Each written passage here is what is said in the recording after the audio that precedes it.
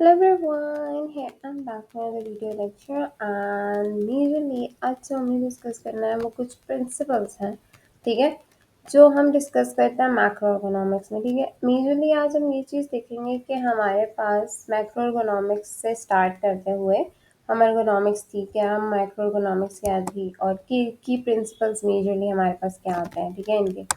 So what was that is as you know कि हमारे पास economics क्या होती है, स्टडी होती है ह्यूमन की कैपेबिलिटीज एंड लिमिटेशंस की। एट द सेम टाइम्स हमारा एम ये होता है कि हम ऐसे टूल्स स्पेसिस या प्रोसीजर डिज़ाइन करें जो ह्यूमन की नीड्स को मैच करता है, ठीक है। Whether that is medical tools, जैसे आपको अगर एक सिंपल सी चीज़ बताऊँ तो एक जो ट्रैफिक सिस्टम होता है ये भी एक ergonomics की ही रिक्वायरमेंट है, ये ह्यूमन सेंटर्ड डिज़ाइन हम करते हैं, ठीक है। सो majorly this is the all. अब हमारे पास इस तरह से हम डिज़ाइन डिवाइड किया था कि हमने इंडिविजुअल किया था, ऑर्गेनाइजेशनल लेवल पे किया था, ठीक है। इंडिविजुअल एज वी डिस्कस के माइक्रो ergonomics होती है वो इंडिविजुअल लेवल के पे काम करती है। तो ergonomic डिज़ाइन जो होता है वो मेजरली ये होता है कि हम कोशिश ये करते हैं कि इंडिविजुअल लेवल पे कम हो, मैक्रो ergonomic लेवल पे ज़्यादा हो, लाइक ऑर्गेनाइजेशनल लेवल पे ज़्यादा हो, ठीक है। सो क्योंकि हमारे पास पता है कि हमारे पास ग्रुप्स के अंदर जब हम काम करते हैं तो हम डाइवर्स पॉपुलेशन को टारगेट कर सकते हैं, डाइवर्स कंडीशंस को टारगेट कर सकते हैं, ठीक है।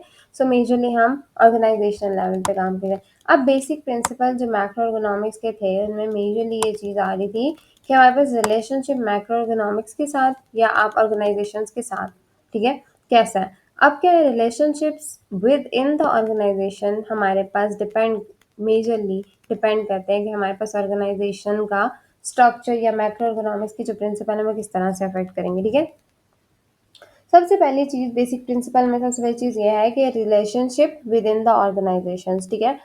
रिलेशनशिप ऑर्गेनाइजेशंस के साथ लाइक इंटरनल रिलेशनशिप वो कैसे एक होल ऑर्गेनाइजेशन को इम्पैक्ट करता है, दैट इज़ वेरी इंपॉर्टेंट, ठीक है।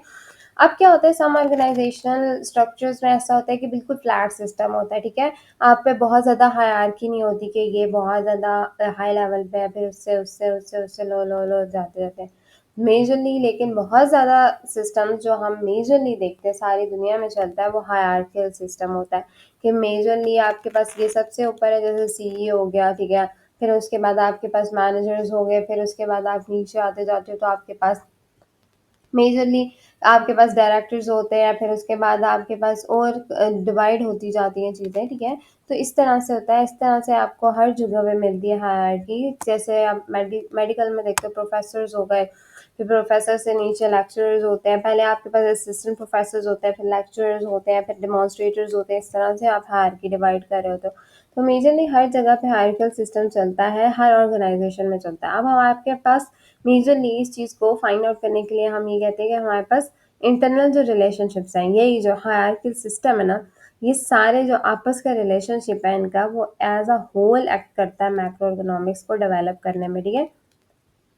तो ये एक बहुत इंपॉर्टेंट चीज़ है। एट द सेम टाइम कि आपके पास एक बैलेंस स्कोर कार्ड होता है, ठीक है, जिसको आप हेल्प करते हो ताकि आप क्लैरिफाई कर सको इंडिविजुअल के, और उसका अंदर एक एक पर्सन एज अ पर्सन मेरे टीम रोल्स क्या हैं विद इन द ऑर्गेनाइजेशन, उसको एक स्कोर कार्ड कर सकते हो आप। इसको एक स्कोर दे सकते हो कि हाँ अच्छा ये इंडिविजुअल है तो इसका स्पेसिफिकली क्या हमारे पास मेजरली उसमें रोल आ रहा है, ठीक है। सो मेजरली आपके पास सारी ये चीज़ें थी कि हमारे पास जो पहला प्रिंसिपल था वो यही था कि विद इन द ऑर्गेनाइजेशन आपके रिलेशनशिप्स कैसे हैं वो बहुत इंपॉर्टेंट होते हैं, ठीक है। सम बेसिक रूल्स में सबसे पहला रूल यही था।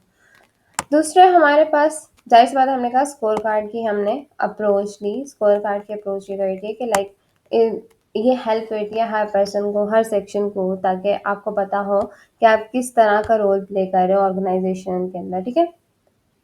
सेकेंड थिंग जो हम प्रिंसिपल्स में डिस्कस करते हैं वो हमारे पास होता है डिज़ाइन बेस्ड ऑन असेसमेंट्स, ठीक है। ऑलवेज रिमेंबर हर डिज़ाइन के जो डिसीजन होता है वो असेसमेंट के ऊपर डिपेंड करता है, ऑर्गेनाइजेशन के असेसमेंट पे डिपेंड करता है। सो असेसमेंट में जैसे हम पहले भी बात कर सकते हैं, ऑब्जर्वेशन होती है, इंटरव्यूज होते हैं, फोकस ग्रुप्स होते हैं, सर्वेज होते हैं। लाइक आपकी वजह से मेजरली आप रिसर्च भी करते हो तो आपके पास मेजरली ये चीज़ होती है, रिकॉर्ड रिव्यूज होते हैं, बैक जाते हो आप रेट्रोस्पेक्टिव स्टडीज़ को डिस्कस करते हो कि हमारे पास क्या थी, प्रोस्पेक्टिव स्टडीज़ को डिस्कस करते हो। तो मेजरली इस तरह होता है कि रिकॉर्ड रिव्यूज़ देखे जाते हैं, इंटरव्यूज़ किए जाते हैं, फोकस ग्रुप देखे जाते हैं, ऑब्जर्व किया जाता है, सर्वेस किए जाते हैं, ताकि आप फाइंड आउट कर सकें कि हमारे पास मेजरली क्या इशू आ रहा है, ठीक है। इस चीज़ को आप डिज़ाइन बेस्ड ऑन असेसमेंट के ऊपर डिपेंड करता है, ठीक है। तो मेजरली हमारे पास सेकंड जो बेसिक प्रिंसिपल आ जाता है मैक्रो इकोनॉमिक का, वो डिज़ाइन बेस्ड ऑन असेसमेंट आता है।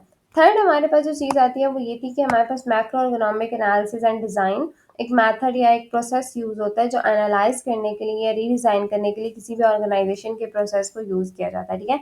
जो हम मेजरली स्टेप्स पढ़ चुके हैं एनालिसिस या डिज़ाइन करने के, यही स्टेप्स होते हैं, ठीक है। इसमें कुछ छोटी बहुत चीज़, थोड़ी बहुत चीज़ और ऐड की जाती है उसके साथ साथ। बाकी मीन्स जो आप इसी तरह से एनालाइज करके और रीडिज़ाइन करते हो किसी भी ऑर्गेनाइजेशन के स्टेप को, और इसमें 10 स्पेसिफिक स्टेप्स को लेके आप चल रहे होते हो कि हाँ इस तरह से है, स्टार्टिंग ऐसे है, फिर आप इस तरह से आगे लेके जाते हो। तो आपके पास पता चल गया कि आपके पास एक तो आपकी असेसमेंट बेस्ड होगी, ठीक है।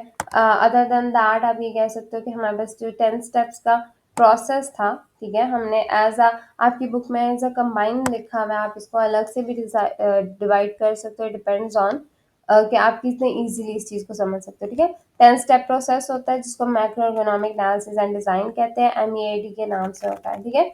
मेजरली ये इसी चीज़ के लिए यूज़ होता है कि हमारे पास किस तरह के हमारे पास रिक्वायरमेंट है और हमें आगे जाके किस तरह से काम करना है, ठीक है, इसके ऊपर।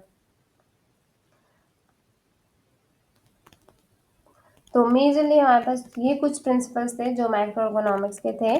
सो आज के लिए इतना ही काफ़ी है। हम बाकी लार्ज स्केल और लास्टिंग चेंज को नेक्स्ट लेक्चर में डिस्कस करेंगे ताकि हम बहुत ज़्यादा